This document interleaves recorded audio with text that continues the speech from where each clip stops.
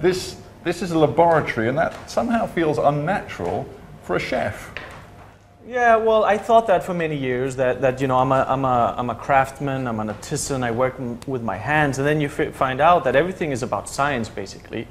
And this space is not a science lab as such.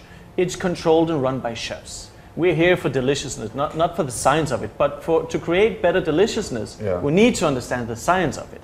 And so it's like an in-between a restaurant and an actual science lab, dedicated for deliciousness. So give me an idea, when you are talking about the science of deliciousness, just from the stuff we've got in front of us, what sort of experiments are you running and what are you looking for?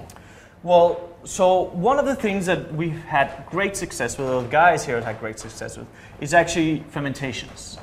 And with this you can have new exciting flavors. One of the things is this liquid right here. I will challenge you to eat it.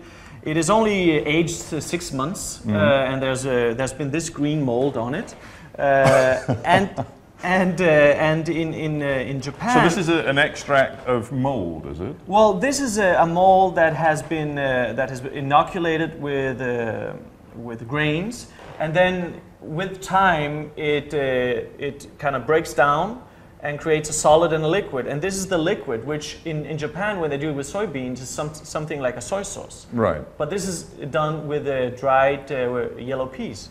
Let's have a go.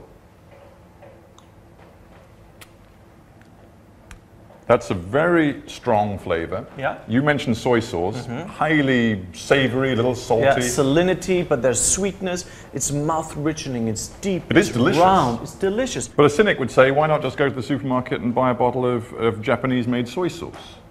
Well, that is true, you could do that. This is different though. Soy sauce are delicious. This is also delicious. It's a new product, it's a new flavor. Let's just move over here, because there's a fascinating experiment yeah. over here. Now this reminds me a little bit of Willy Wonka's chocolate factory. I mean, there's all sorts of stuff bubbling away. Yeah. What is being experimented on, and what is the aim of all of this? The aim, more vocabularies in a culinary language. These are vinegars. Now, in a typical home in Denmark, maybe it's the same in Great Britain, you will find, if you're lucky, a sherry vinegar and a white wine vinegar and perhaps a Banyuls vinegar, something more special like that.